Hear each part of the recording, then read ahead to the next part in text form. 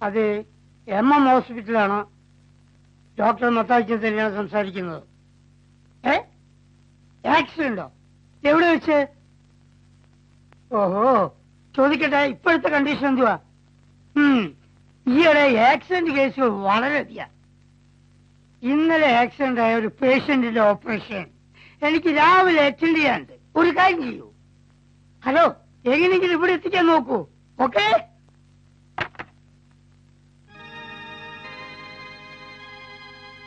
മാതാവേ, അവിടുത്തെ കാരുണ്യം കൊണ്ട് ഇന്നേ വരെ ചെയ്തിട്ടുള്ള ഒരു ഓപ്പറേഷനും പാഴായിട്ടില്ല. ഇത് സക്സസ് ആക്കി തരണമേ.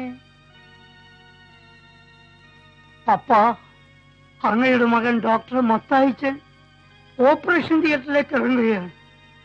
അനുഗ്രഹിക്കൂ, ആശീർവദിക്കൂ. ഫ്രണ്ടി. Yes doctor.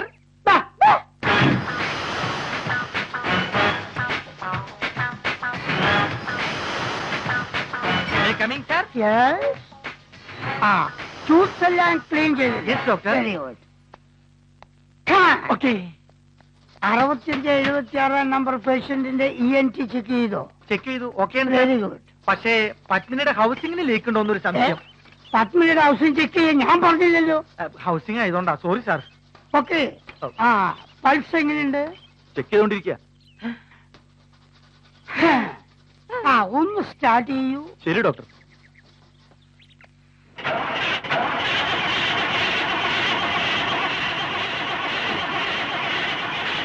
ഓഫ് ചെയ്യൂ.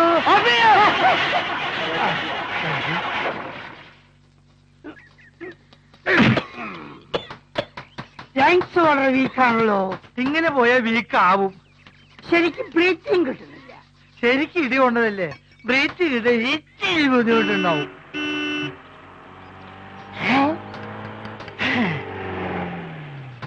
രാവിലെ തന്നെ നല്ല കോളാണ്. ആരാടാ ഡോക്ടർ മത്തായിച്ചൻ? ഞാനാ. നീ എന്തിന്റെ ഡോക്ടറാ? മോട്ടോറിന്റെ ഡോക്ടർ. മോട്ടോറിന്റെ ഡോക്ടറാ? അതെ.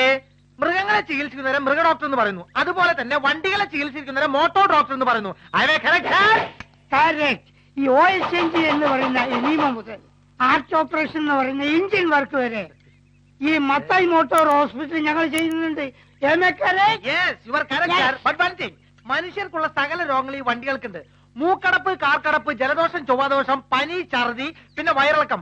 വയറിളക്കത്തിന് ഞങ്ങൾ ഡോക്ടർമാരുടെ ഭാഷയിൽ ദി ഓയിൽ ലീക്ക് എന്ന് പറയുന്നു. ഈ ബാക്ക് പെയിൻ വരുമ്പോഴാണ് വണ്ടിയുടെ ബാക്ക് വീൽ പഞ്ചർ ആകുന്നത്. ഞാനിവിടുത്തെ ENT സ്പെഷ്യലിസ്റ്റ് ആണ്, മിസ്റ്റർ ഫ്രെഡി ലോപ്പസ്. അതൊക്കെ പോട്ടെ, സാറിന്റെ വണ്ടിക്ക് വണ്ടിക്ക് രോഗമൊന്നുമില്ല. ഇവിടെ പ്രസാദം ഉണ്ടോ അറിയാമോ? പ്രസാദം അമ്പലത്തിൽ കിട്ടും സാർ. പ്രസാദമല്ലടാ, പ്രസാദ്. പ്രസാദ് പ്രസാദ് നമ്മുടെ പ്രസാദ്. അവനെ എവിടെ കണ്ടാലും തപ്പിയെടുത്തോണ്ട് എല്ലാം CSRന്റെ സ്പെഷ്യൽ ഓർഡറാ. എന്താ സാർ പ്രശ്നം? പ്രശ്നമൊക്കെ പറയാം. എവിടെ അവൻ? കാലത്ത് സ്കൂളിൽ പോയിരിക്കുക. സ്കൂളിൽ പഠിക്കുന്നു. അല്ല, മോളെ കൊണ്ടാക്കാൻ പോയി. ഏത് സ്കൂളിലാ? കോൺവെന്റ് സ്കൂളിലാ സാർ. അവനാണോ അല്ലേന്നൊക്കെ CSR തീരുമാനിച്ചോളും.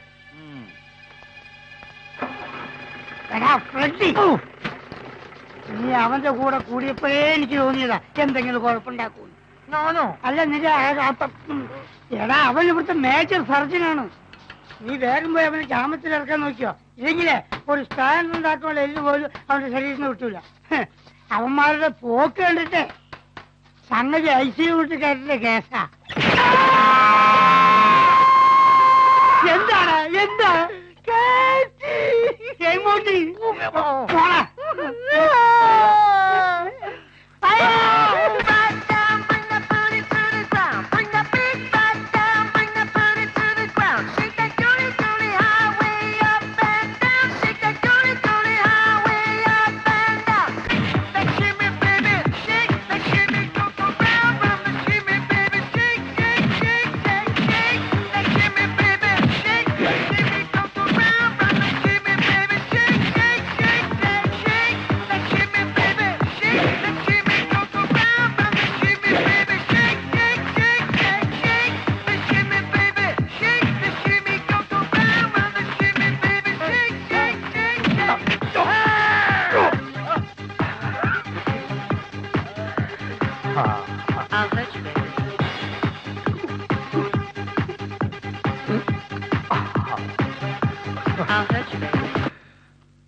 Okay.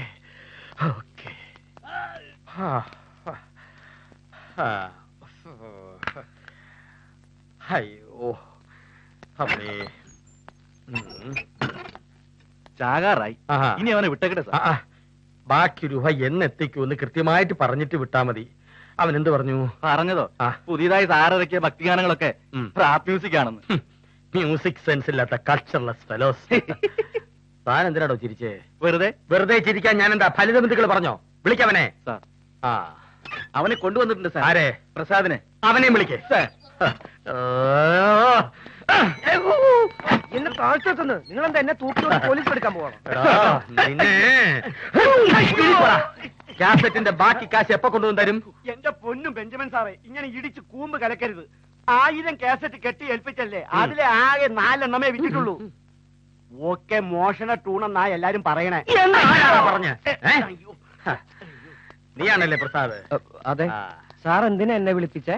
കഴിഞ്ഞ ഓണത്തിനിറങ്ങിയ ആനവായിൽ അമ്പഴങ്ങ എന്റെ വായി കുമ്പളങ്ങ എന്ന മിമിക്രി പാരഡി കാസറ്റ് താനല്ലേ പുറത്തിറക്കിയത്? അതെ. ആ നല്ല സെയിൽസ് ആയിരുന്നല്ലേ? ഏകദേശം ഒരു 1 ലക്ഷത്തിന്റെ അടുത്ത് പോയിട്ടുണ്ട്. ആ very good very good.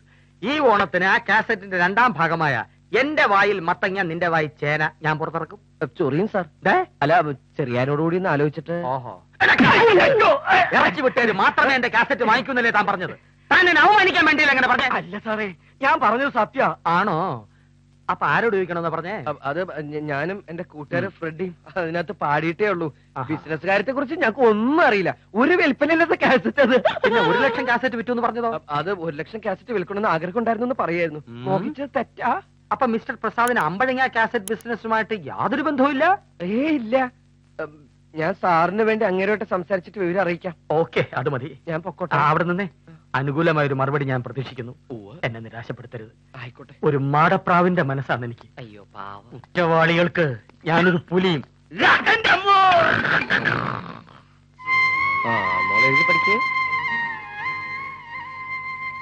HOME home.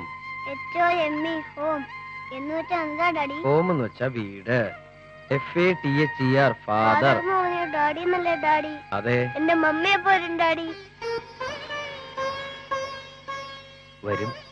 എപ്പോ വരും? മോള് പഠിച്ച് മിടുക്കി കുട്ടിയാകുമ്പോ മമ്മി വരും. വേണ്ട, ഇപ്പൊ വരണം. മമ്മി കുറുമ്പാണിച്ചപ്പോ ഡാഡി തല്ലി, അതുകൊണ്ട് വഴക്കിട്ട് പോയതല്ലേ. വഴക്ക് മാറുമ്പോ മമ്മി വരും. എന്റെ വ്യാകുല മാതാവേ, ഇപ്പഴാ ശ്വാസം നേരെ വീണത്. നിന്റെ ശാസ്ത്രം എന്തുറ്റി? ശ്വാസത്തിനൊന്നും പറ്റിയില്ല. രാവിലെ മുതലുള്ള ഓട്ടണേ. വർഷാപ്പിൽ നിന്ന് നേരെ പാർട്ടി ഓഫീസിലേക്ക്, അവിടുന്ന് കമ്മിറ്റി സെക്രട്ടറിനും കൊണ്ട് പഞ്ചായത്ത് മെമ്പറുടെ വീട്ടിലേക്ക്, അവിടുന്ന് 2 കൂട്ടി സ്റ്റേഷനിലെത്തി. അപ്പോഴറിയണേ നീ അവിടെ ഇല്ലെന്ന്. പിന്നെ കക്കായം ക്യാമ്പിലേക്കാണോ തുറിക്കുമ്പോ ഡാമിലേക്കാണോ കൊണ്ടുപോയെന്ന് ആർക്കറിയാം. ഒടുവിൽ അറിഞ്ഞ് നിന്നെ വെറുതെ വിട്ടുന്ന്. പിന്നെ പഞ്ചായത്ത് മെമ്പർക്കും സെക്രട്ടറിക്കൊക്കെ ചിക്കനും വാറ്റീസൊക്കെ മേടിച്ചു കൊടുത്തു വന്നപ്പോ നേരെ അന്തിയായി. അതിരിക്കട്ടെ, നിന്നെ അവർ ഒരുപാട് തല്ലിയോ? പോടെ അവിടുന്ന്. എന്നെ അവരെന്ത് ചെയ്യാൻ? പിന്നെ നിന്നെ വിളിപ്പിച്ചേ? നമ്മളന്നിറക്കിയ പാരഡികാസ്റ്റ് ഇല്ലേ, അതിന്റെ സെക്കൻഡ് പാർട്ട് ആ സിഐക്ക് ഇറക്കണമെന്ന്. അയ്യട മോനെ, നമ്മളിവിടെ വയറ്റിപ്പഴുപ്പിന് വേണ്ടിയാ ഓരോ പാരഡി കാസറ്റ് ഇറക്കണ. അങ്ങനെ അയാൾ നമ്മുടെ തല വെച്ച് പാരഡി കാസറ്റ് ഇറക്കണ്ട. നീ എന്റെ പേര് പറഞ്ഞോ? ഹേയ്, എനിക്ക് മോശമല്ലേ, ഞാൻ പറഞ്ഞില്ല. കർത്താവേ കാത്തു. പോലീസുകാരെ പറ്റി പാരഡി കാസറ്റ് ഇറക്കണത് ഞാൻ അന്ന് അറിഞ്ഞു കഴിഞ്ഞാ എന്റെ കോമഡി ഞാനിപ്പോ കട്ട് ചെയ്ത് പറഞ്ഞത്. ഡാഡിയോട് വഴക്ക് ചെയ്യുമ്പോ എന്റെ മമ്മി എന്നെ കാണാൻ വരുമോ അങ്കിൾ? ഡാഡി പറഞ്ഞില്ലേ മമ്മി വരൂന്ന്. മോള് പോയിരുന്ന് നന്നായിട്ട് പഠിച്ച് മെഡിക്കാവട്ടോ. പുസ്തകം കൊണ്ടേക്കാം.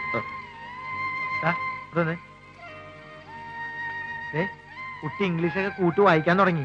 നീ കൊച്ചിന്റെ അടുത്ത് മമ്മി ഇന്ന് വരും നാളെ വരും പറഞ്ഞിരുന്നല്ലേ, സംഗതി കൊളാവൂട്ടോ. എടാ, അവളുടെ അച്ഛനമ്മയും മരിച്ചു എന്ന് ഞാൻ അതിനെ മുഖത്തേക്ക് പറയും. മരിക്കാൻ നേരത്ത് എന്റെ മടി കിടത്തി തന്നിട്ട് ചേച്ചി എന്നോട് പറഞ്ഞതാ, ഇനി അവളുടെ അച്ഛനമ്മയൊക്കെ നീയാന്ന്. ഞാൻ ഇതിങ്ങനെ ആരും ഒരു അറിയാതെ വെച്ചോണ്ടിരുന്നാൽ അവളുടെ ഭാവി ഉണ്ടാവും, നിന്റെ ഭാവി ഉണ്ടാവും. നിനക്ക് വേറെ ഒന്നും പറയാനില്ലേ? ഉള്ള നേരത്തെ അകത്തുനിന്നല്ലേ കേക്കാണ്ടാക്കാൻ നോക്കി. അപ്പൊ നീ ഒന്നും ഉണ്ടാക്കിയില്ലേ? ഇല്ല. ഇങ്ങനെ പോയാൽ എന്റെ ഭാവി ഉണ്ടാവും. ഭൂതം ഭാവി കൈരേഖശാസ്ത്രം ഹസ്തശാസ്ത്രം മുഖലക്ഷണം.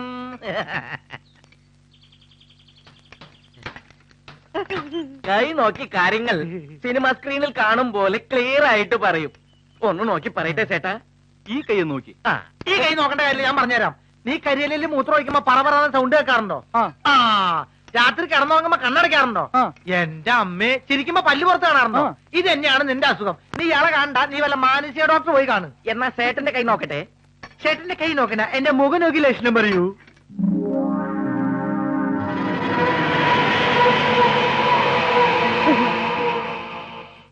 മുഖം കരിങ്കുറുങ്ങിന്റെ മാതിരി കറുപ്പാണെങ്കിലും ചേട്ടന്റെ മനസ്സ് വെള്ളയാണ്. ചേട്ടൻ ആർക്ക് ഉപകാരം ചെയ്താലും അത് ചേട്ടന് പാരയായി തന്നെ വരും. കർത്താവേ, എടാ ഞാൻ എത്ര കളക്ടറുടെ കാര്യം പറയണേ. ഞാൻ ഇന്നലെ എന്റെ കൂട്ടുകാരന് ഒരു പെഗ് മേടിച്ചു കൊടുത്തും അത് കുടിച്ചതും അവൻ എന്റെ തന്തയ്ക്ക് വിളിച്ചോടാ. അതിപ്പോ വാങ്ങിച്ചു കൊടുക്കണമെന്നില്ല. നിന്നെ കണ്ട ആർക്കായാലും തന്തയ്ക്ക് വിളിക്കാൻ തോന്നും. ബാസ്റ്റഡ്. ഞാൻ കുത്തുവെച്ചു കേട്ടോ. ചേട്ടേ, ഇനി എന്റെ കൈ ഒന്ന് നോക്കിയേ.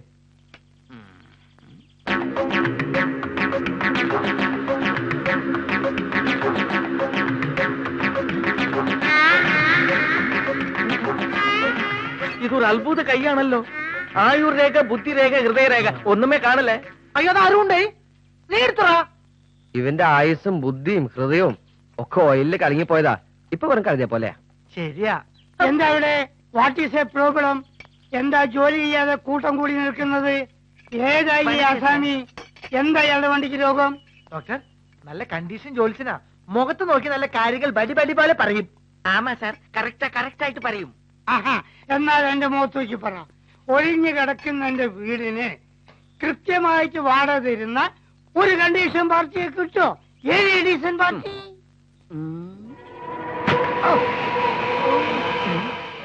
കിടക്കും സാർ.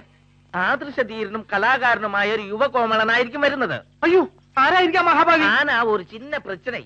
അയൽവാസി ആരോ അവർക്ക് അവൻ പാരയായിരിക്കും. I don't care. അതെനിക്കൊരു പ്രശ്നമല്ല. ഈ അലവലാദികൾ തന്നെയാണ് അവിടുത്തെ ദരിദ്രവാസികൾ. പോട്ടാ.